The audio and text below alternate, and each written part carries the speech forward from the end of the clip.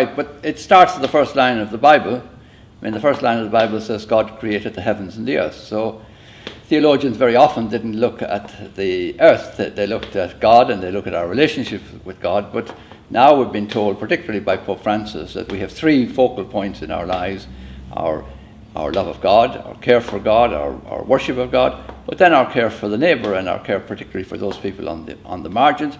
But then also now, looking after our care for creation is now seen as an essential part of our faith. It wasn't for 2,000 years almost, so this is new teaching in the Catholic Church. Then he goes on to develop the quality of new teaching, and he talks about, for example, cutting down forests, destroying the water table. All of these would have been seen as ecologically very stupid things to do, or ecologically very wrong things to do. But he says, no, these are sins. And he quotes the ecumenical patriarch, Bartholomew, and he's the second person he quotes in the encyclical after Francis of Assisi. So he's now asking us as Christians, Catholic Christians, that we now need to see that destroying the environment like we've been doing is actually a sin. So we've got to develop our moral imagination in the future to include not just two focal points on God and on humans, but also now a new focal point on how we're looking at creation, assessing that kind of activities that would lead us to be more careful. He also goes on to talk about it, again, a very new aspect in Catholic social teaching, is that other species have intrinsic value apart from their interest to us. The Western tradition, particularly since the Middle Ages, and even before that, was very focused that everything out there in the natural world was for man. So we could do whatever we wanted with it. Food, clothing, shelter. But did we want a bit of enjoyment? Let's have bullfights. So we're basically saying is that only humans have rights, only humans have a future in God, and the earth and all the animals of the earth, they basically have no intrinsic rights. Now that's all been changed. There's about 10 to 12 different paragraphs in Laudato Si telling us about how actually other species communicate God to us, communicate messages to us about our friendship with other creatures and with humankind. So again, these are new teachings in the church. But again, we won't take them on board unless we educate ourselves thoroughly to do that. He is also, for example, he goes and he looks like no other pope has. He takes up in chapter 2 our theology, and he looks at chapter 1 of the book of Genesis and tells us, well, very clearly that God said when he had created everything, that is good. And then when he created humankind, he said that is very, very good. But there we have a real problem, because this increase and multiply, and what's the next verb you use? Well, conquer the earth. So that again was feeding into, so no, he says that's not an interpretation of the Bible that fits with the teaching of the church. We're actually called to have dominion. So what does the dominion mean? Dominion means we should have the same concern for the natural world as God has. So actually this now is introducing a new concept into Catholic practice. We like to think of in our archdiocese here, the archbishop and the priests and religious, that we have pastoral care for the people. But now we've been asked in this encyclical to have pastoral care for all creation. So how are we going to do that? How are we going to factor that in? Now obviously we will have to learn a lot more about creation. We won't be learning it from theologians. We learn it from people who know something about it, biologists, botanists, entomologists, people who are just interested in the bird life here, people who are saying what are we doing to the birds, people are saying how are we overfishing the oceans. So we have a new way of learning to take seriously this real concern about creation. So then he goes into looks at why this happened. And of course it happened because in the 18th century or 17th, 18th century, when people began to design the modern intellectual world of science, the first thing they did, of course, was they got rid of any spirit reality in other species.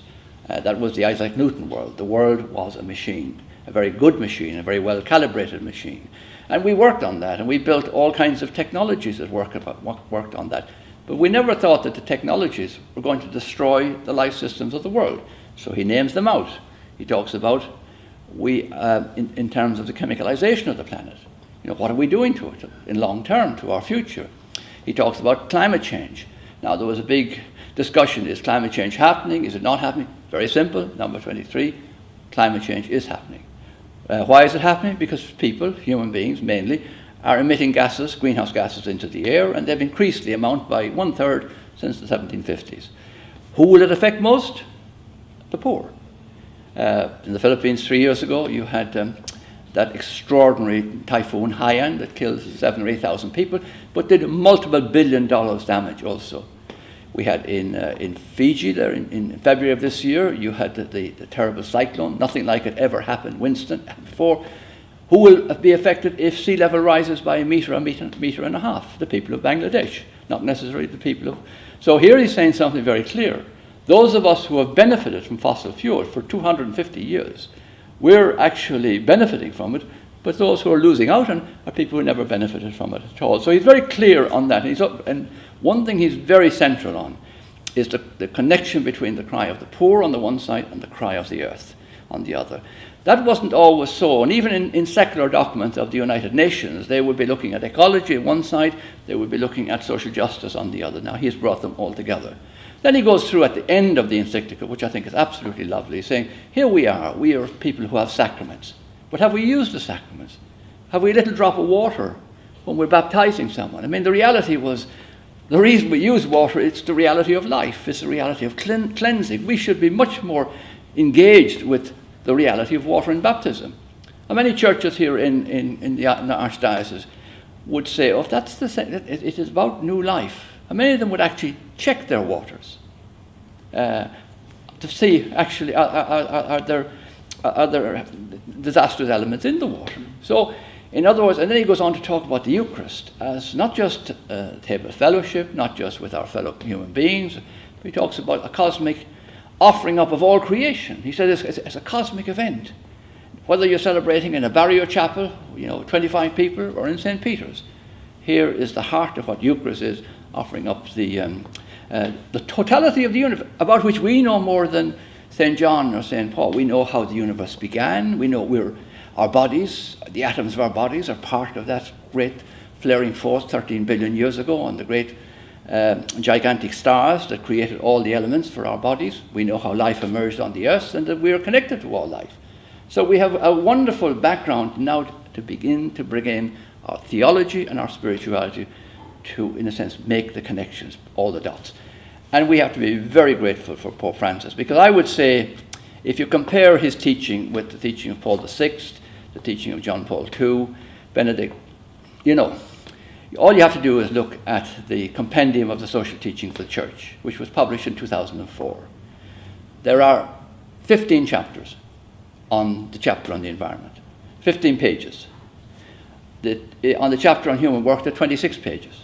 So in that chapter on safeguarding creation, there's a half a paragraph on climate change, there's a half a paragraph on biodiversity, and there's 9 paragraphs on biotechnology. So you wonder who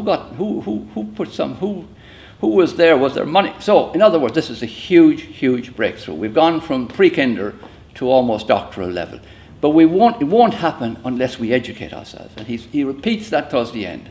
Now, to be fair, John Paul did it in his 1990 document. He said, we've got to educate ourselves about this. But the church didn't. It went to sleep.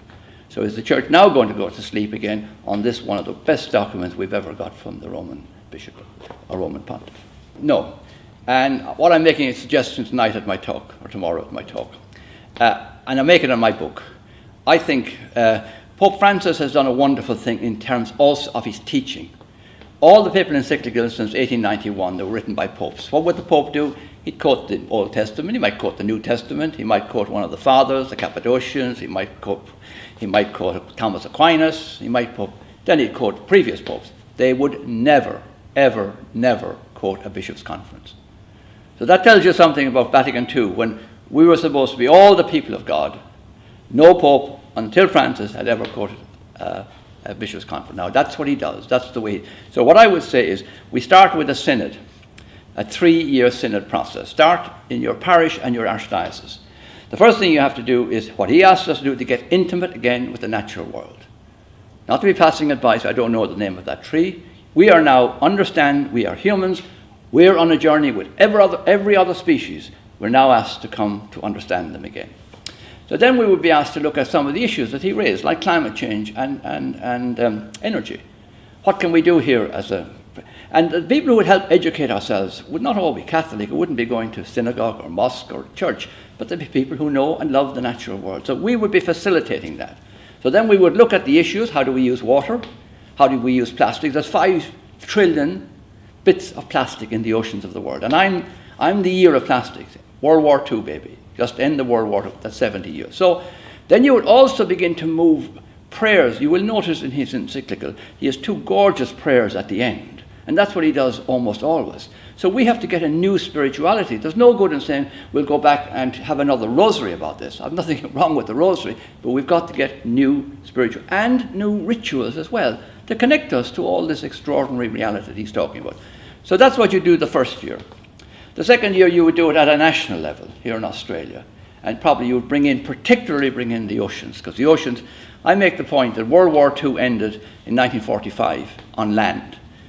But it continued on the oceans to this day. All the technologies we learned in World War II of how to find the enemy, we used them to actually destroy the oceans in the last 70 or 80 years. So we've got to do something serious about that.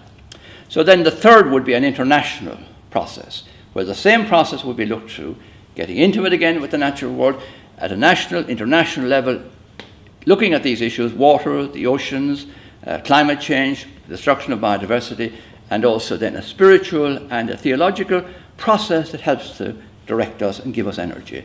So I think that would be a great service to the world from the Catholic Church. It would be a facilitating service. It would be interreligious, it would be ecumenical, and because that particular text of his is not directed to Catholics, it's directed to all people of goodwill.